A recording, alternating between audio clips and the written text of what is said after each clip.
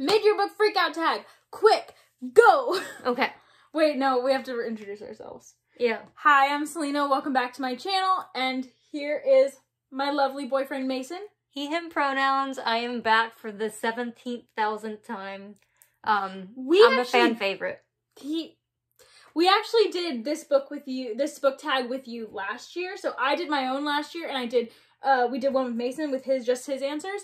And so I will link that if you want to see last year's like Zoom video. You should, because I was brilliant on it. Oh my god. But it was actually like the second video you did for this channel. Really? The Pride Flag book tag.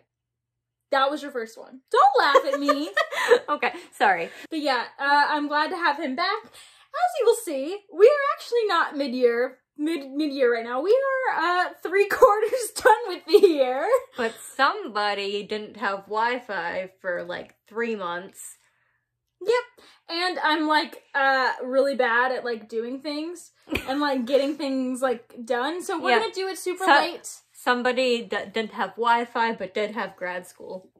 Okay, but what I will say about this also, this tag is kind of a one time in a year thing. Like, I don't know that you can answer these questions for all the books you read at the end of the year, but they're not all in one place for the rest of the year ever again, unless you do like an end of year survey. But even then, the questions are a little different. So I think it still holds up. We will be talking about mostly our answers from the first half of the year. So I just read Peter Darling. I'm not going to mention it, but Mason read it back in like June or July, so he can mention it. But yeah, that's not a perfect rule, but we will be trying to keep our answers to mid-year. I definitely broke that rule a few times.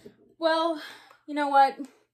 They don't know. Look, it's still the middle of the year. It's not the exact middle, but it's not January 1st or December 31st, so that's the middle, right? Anyways.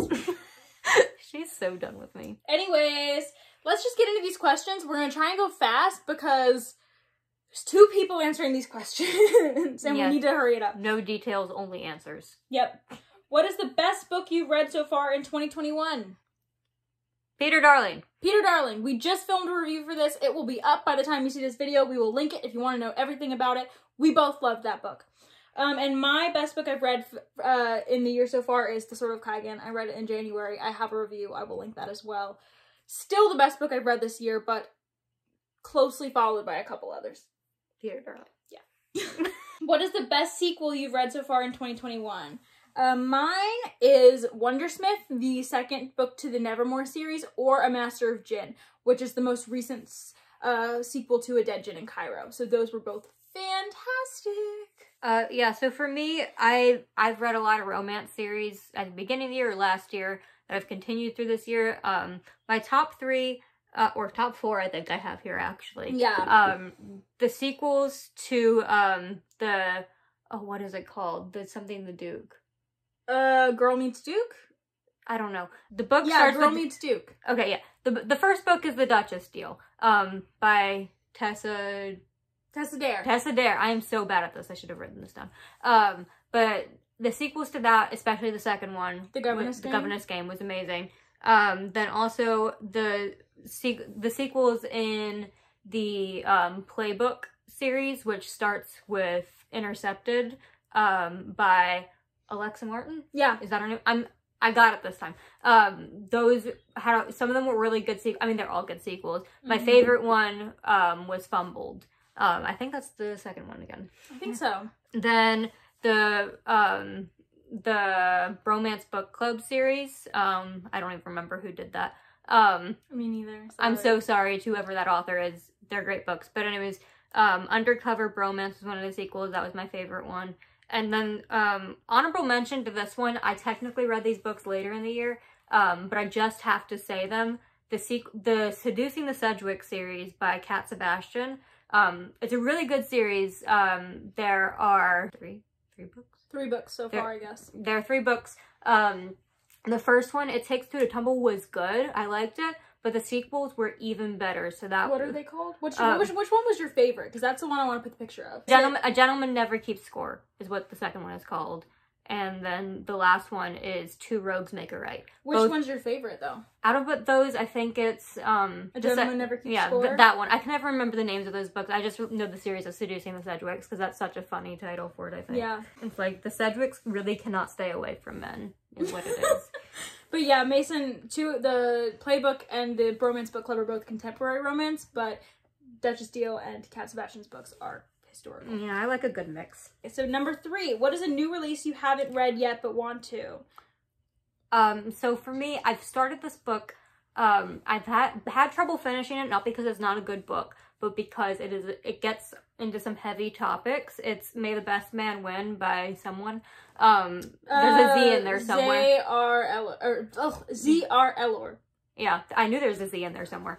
But it's a great book, don't get me wrong. It's a trans story, and trans stories hit me hard sometimes, especially that one. Within the first, 50 pages, there were already so many lines that almost made me cry. Yeah. It's not, a sad thing, necessarily. It's meant to be a happy story, but as a trans person, it's a little heavy. I've even heard the author say it's a little dark, it's not a rom-com. If you go into this book expecting a rom-com... But anyways, it's good so far. But I don't want to say DNF, because that sounds like I didn't like it. But I did. It's permanent, yeah. Yeah, I did put it down for a while. I will be picking it up at some point. But I am excited for it. About the new Casey McQuiston.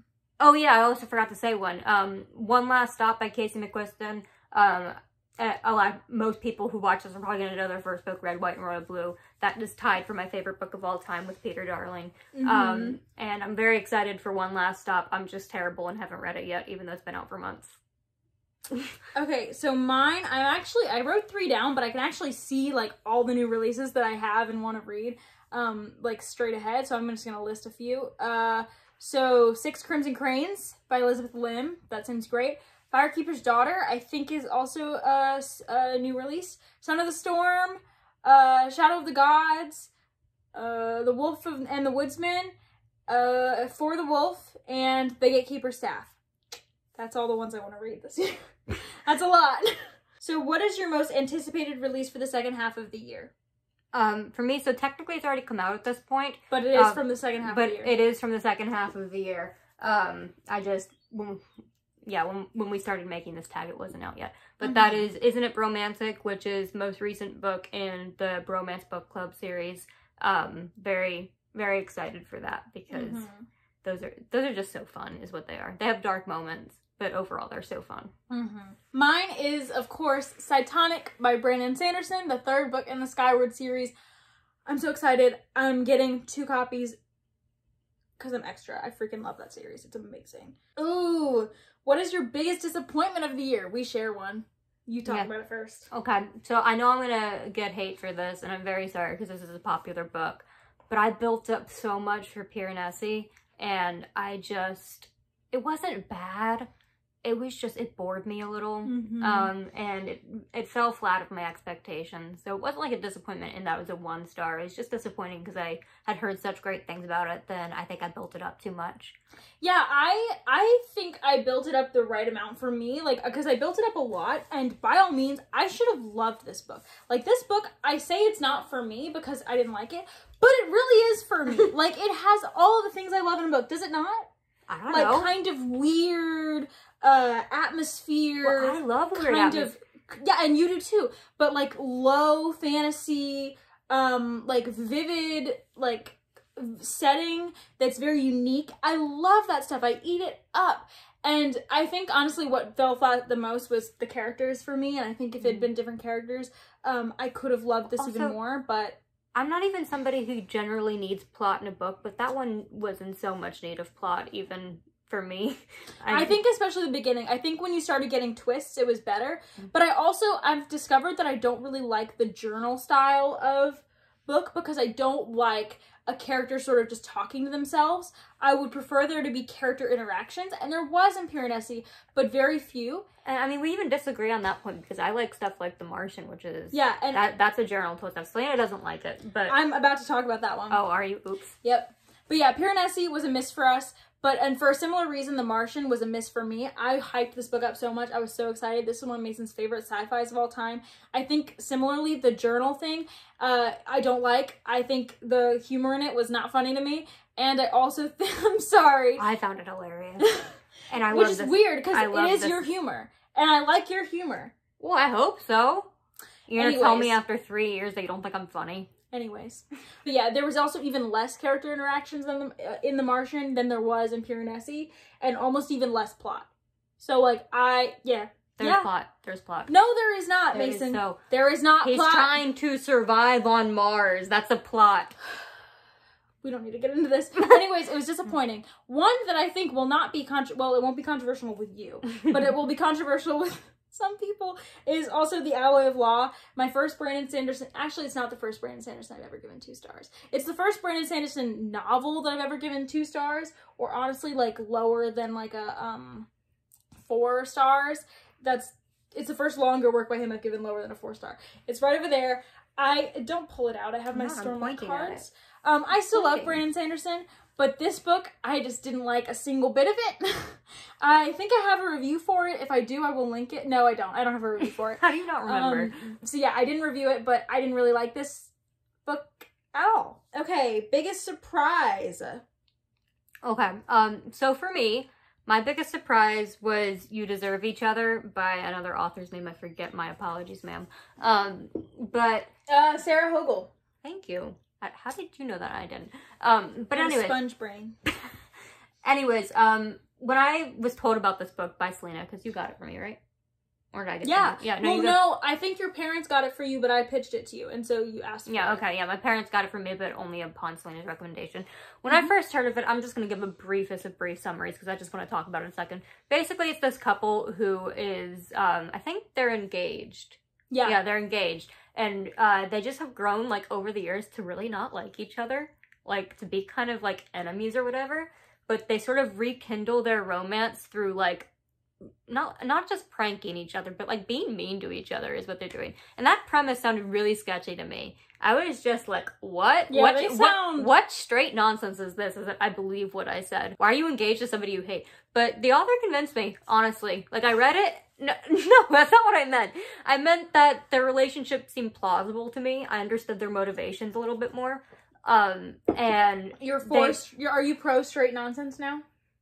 Well, yeah. We'll take a little bit of straight nonsense in this house. Oh, I like the book. and it surprised me because I thought you thought it was gonna be a mess. I thought it was gonna be a mess, and that's why I wanted to read it at first, honestly, because I wanted to criticize it. But then I actually liked it, so. So I'm going to talk about there's 4 that I'm going to talk about briefly. The first 2 are ones that I had physical copies of back when I would buy books for really cheap off this website I don't want to promote because they're racist. And like, it was really cheap, but you have to buy a lot of them, so I would get a lot of books. And it was sometimes books that I had heard of and had heard were good, but didn't know a lot about or didn't know if I would really like them. And I fully expected to not like either of these, and I loved both of them. The first one is Spinning Silver by Naomi Novik. Top 3 favorite books of the year. Amazing book. And then Sorcery of Thorns was one that I gave 4.75 stars. Probably one of my favorite YA fantasies. Was not expecting that at all because it just didn't sound like my thing. And then 2 audiobooks that I picked up on a whim that I wasn't expecting to like nearly as much as I did. Getting in the 9th, this one has pretty mixed reviews, and I did not expect myself to be on the really like category, like on the really light side of things. I really liked it. And then another one that is just a little short story that I didn't have a lot of expectations for, and I just picked it up on a whim. My library had it. It was short. A Dead Gin in Cairo. Amazing. And I have reviews for I think all of those books, so I will have put those in the timestamps. Or if not, they'll be in the description. Number 7, favorite new author, debut or new to you? So this is definitely not a debut author. This is new to me. I read my first book by him this year, and I really want to read more. It's Joe Hill. The book I read this year was Nosferatu. It was amazing. I loved it so much. I was going through a reading, like a period where all the books that I was reading were just disappointments, and then I picked that one up, and it was really good. For those of you who don't know, Joe Hill is Stephen King's son, and Stephen King is one of my favorite authors of all time. Probably if you take the amount of books I've read by him and love, that he is my favorite author of all time. And his son in the best way, writes exactly like him. So it's really good to have like a fresh plot and a fresh perspective and a writing style that I already love. My favorite new author, who is actually not a debut because they have some novellas and short stories out, but this is their first novel, actually came out this year, A Master of Gin, and the author is P.J. Clark, who did A Dead Gin in Cairo. I freaking love his work. It is amazing. Like, so good. I love it so much. He's my favorite new to me and kind of debut author. Okay, newest fictional crush. The question I don't ever have an answer for, and you can't say Kaladin again because he's not new. I know, I've said Kaladin. In 2023, I will say it again because no, he's not new to you. It's when the 5th Stormlight book comes out, Brandon Sanderson will completely reinvent the character of Kaladin again. When has he ever reinvented Kaladin? First of all, Kaladin has the same arc over and over. Stop it. I love Kaladin. I love Kaladin's arc, but you have to admit, I will replace you with Kaladin. I'm sorry for the person I become when Stormlight 5 comes out. Anyway, my actual answer for this year, since I haven't... have I read any Brandon Sanderson this year? Was there the award this year? No, because you DNF'd Skyward. I've not DNF'd it. It's still on my down Goodreads. Skyward. I will pick it back up. But anyways, my answers are both from romance novels, specifically historical romance novels. The first one is Sam from A Gentleman Never Keeps Score, which is, I mentioned that earlier. He's so caring and loving to his love interest. He's just so respectful, and I love a respectful man. And then the love interests from from 2 of the Girl Meets Duke. So the Duchess deal and the Governess game? Yeah, the Duchess deal and the Governess game. Not that the other one was bad. I just wasn't as invested in him. But the first 2, I can't even remember their names now. Are they Kinch and Norgal? No, that's the Black Tongue Thief. Oh. I do ship them hard, Kinch and Norgal. We'll get to that in a minute. But yeah, I like those mans a lot. Okay, mine, so I don't get fictional crushes, really, but as a love interest that I loved and thought was a great love interest, very cool, is Siti from A Master of Gin and A Dead Gin in Cairo. But A Master of Gin is where she shines. I freaking love Siti. Siti a girl. Yeah. Okay, so notice how her love interest is a girl and mine are guys. We're super compatible. Shut up. Anyways, number 9, newest favorite character. Mine is Misaki from Sword of Kaigen, obviously. Who else was I gonna say? And yours? Okay, so mine are both ships because I like them together, but who cares? So the first one, like Selena said, accidentally is Kinch and Norgal from The Black Tongue Thief. I don't know. I was just usually in like fantasy. Are they both men? No. Oh, it's heterosexual. Oh. Sorry. Usually I'm not straight phobic, I promise. Usually in fantasy stuff with the ships are kind of falling flat and kind of background. But I thought Kinch and Norgal were actually really sweet, and I was not expecting that. And they're just both really good characters in general. And then also Captain Hook and Peter Pan from Peter Darling. Oh my god. Amazing. I'm not going to get into this again because we just did a review where I talked about it for 45 minutes. And I've already linked it. But anyway, I absolutely adore those characters. They're so well done. Thank you, Austin Chant. Okay, number 10, book that made you cry. Mine was the only book that's actually made me cry, and it wasn't even really crying. I think I just sort of teared up like 2 or 3 times in this book. And that is The Sword of Kaigen by M.L. Wong. I really don't cry very much anymore over books. Or in general. I cry a lot less nowadays, but definitely books. No. Yeah. Selena may have missed it over that one. I sobbed like ugly tears over Peter Darling, which is my answer. It was like I saw you ugly cry. I know, we were on FaceTime and I was just having an absolute You had a moment. It was the best kind of breakdown. It was like catharsis to the extreme is what it was. But anyways, Peter Darling made me cry like a baby. A baby. Anyways, book that made you happy. I'm smug about your answer because I told you were going to love this book and you didn't believe me. I didn't, you're right. But I did really love The House in the Cerulean Sea by T.J. Klune. That's the name, right? Yes. Oh my god, I got it right. I'm so bad with authors' names. But anyway, yeah, that book was just so sweet and beautiful. And then, fun fact, fun little aside, my mom read it. My mom's been reading a lot of, like, Gay. Yeah, queer books is what she's been reading, because I think she wants to support me. Yeah, she's been reading a lot of queer stuff, and she would not shut up about The House in the Cerulean Sea for like a week after she read it. And then she did the same thing with Aristotle and Dante Discover the Secrets of the Universe, which I haven't even read. But anyway. I didn't like that book very much. Well, anyways, you should have my mom on this channel at some point. She would have a lot to say about Ari and Dante. My answers, I have a couple. 2/3 of them have dragons in them. The T-Dragon series, those little graphic novels could make me happy at any point, anytime. Also, His Majesty's Dragon by Naomi Novik. I picked this up on a whim, but this is the sweetest little dragon ever, and it made me very happy. And then also a more recent read, Amari and the Night Brothers.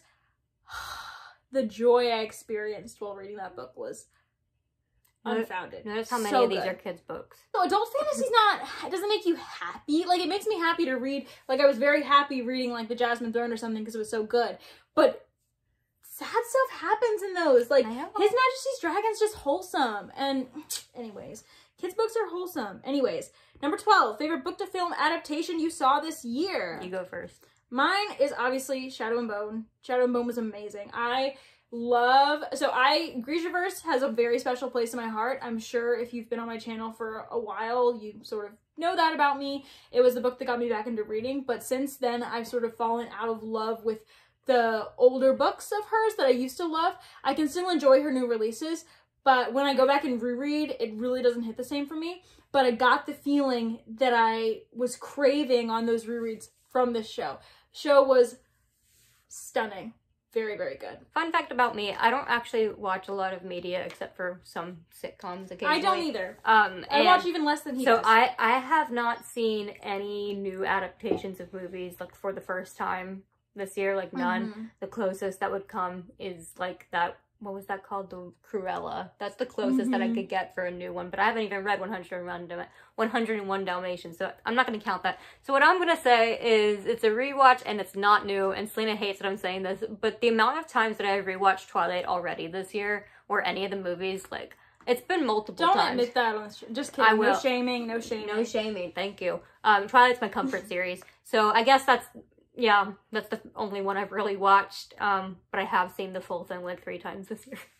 Number 13, you couldn't answer this last year, but I want to know, what is the favorite video you've done this year, because you have been in quite a lot of videos. I will link Mason's playlist up in the corner so that you can check him out if you want to see more. Yeah, but my specific favorite to film this year was, what did we call it? The books that gave my boyfriend a kidney infection. I got to name that one, as you might be able to tell. But basically, that was my worst books of the year for 2020. Oh my god, I had so much fun with that one. Please go watch that video, because I am a gem in that video, is what I am. But it is really fun to record too, because you are really modest. There's nothing quite as good as talking for way too long about books you hate. Like, talking about books you love is great, but talking about books you hate is better. Since you're so modest right now, I'm just going to inflate your ego a little more. My favorite video, hands down, that I want people to see on my channel is the Valentine's Day video that Mason and I filmed. Mason made me a book tag. Isn't that thoughtful? He made me a freaking book tag, and he let me do it on camera. I love it. Please, I will maybe just link that one, because you need to see it. But I love that video. Thank you. I had a fun time with that one, too. Number 14, what's the most beautiful book you've bought or received this year? Mine, I can't show you. They're my UK copies of the Nevermore books, which Mason got me almost all of them. I think I bought Holopox for myself, but he got me Nevermore and Wondersmith. But then also Six Crimson Cranes is pretty beautiful. I love all of my books pretty much. I think they're all pretty in their own ways, but those are probably some of the best. My favorite I have right here, since we just did the review on it, and I've mentioned about 5,000 times in this video already too. Peter Darling, look at it, just so cute and beautiful. Like, And it has a lot of meaning from Peter Pan. Yeah. The window, and Selena's gonna cry about it again. Yep. Okay, number 15. What books do you have to read by the end of the year? Mason, let's talk about the books you're borrowing from me and that I want back. Yeah. So that I can, specifically because I want them for my end of year videos. So you need to figure this out. So I think literally all the books on this list I'm borrowing from Selena. Yep, you are. Okay, so the first one. Except for one, that one. but you're borrowing its sequel. Okay, yeah. Well, okay, so the first one, that is not even just because Selena wants it back, but because of the whole series that she just mentioned, that's the Grishaverse. I have read the first one, but that's it. It was good. I liked it a lot. I'm a mood reader, and I don't plan when I pick up books, so I left it. You better start planning, and you better start getting in the mood. I know, she's gonna kill me. But anyways, so that was my original answer, but then she added like 5 more because she wants the books back. And that would be The Sword of Kaigen, which, as she said, was her favorite book this year so far. You need to read it. And I've read like 100 pages of it. I'm going to need to restart it because I forgot it. I also like that one. But he DNFs all the fantasy books I loaned him. But I'm going to get back to it. The thing is, I will get back to them. Then the next one is The Jasmine Throne, which I am technically in the middle of right now. I need to get back to it. But it's not my fault. I started reading this one right after I got out of the hospital from an appendectomy, and I lost all interest in reading, not because of that book, but because... recovering from surgery is apparently hard. Yeah. The next one, I own Skyward, which I did start, and I did like at the beginning of the year, and it's been on his Goodreads for like 6 months. Yeah, well, I will read that one. I did really enjoy the opening of that, but Selena especially wants me to read it because I am borrowing her copy of Starsight for when I finish Skyward, so I will need to get back to her. I know. The next one, I am just taking this home with me actually after this visit. Because it looked really interesting to me. That's the Wayfarer series, right? That's what it's called. Yeah, so that starts with A Long Way to a Small Angry Planet, which I really like the covers, so like I asked what it was about and it sounds interesting. Yeah, I have the first and the 4th book, and so he's gonna get the rest from the library if he really likes it. Yeah, so I just decided to send it with him. Yeah, so anyways, she hasn't read those yet, so she's gonna want those back. And the last one is also one that she loaned me that she hasn't read yet, but sounded interesting to me. That's Sufficiently Advanced Magic. Oh, Selena thought of another one. Oh, goody. Sufficiently Advanced Magic. Oh, yeah, I also did. God, this is going to be hard to do this by the end of the year. I don't know. You don't have to read this one by the end of the year. Half of these are so long. You may want to prioritize this one because a show's coming out. Anyways, that's Eye of the World by Robert Jordan. Gotta read that.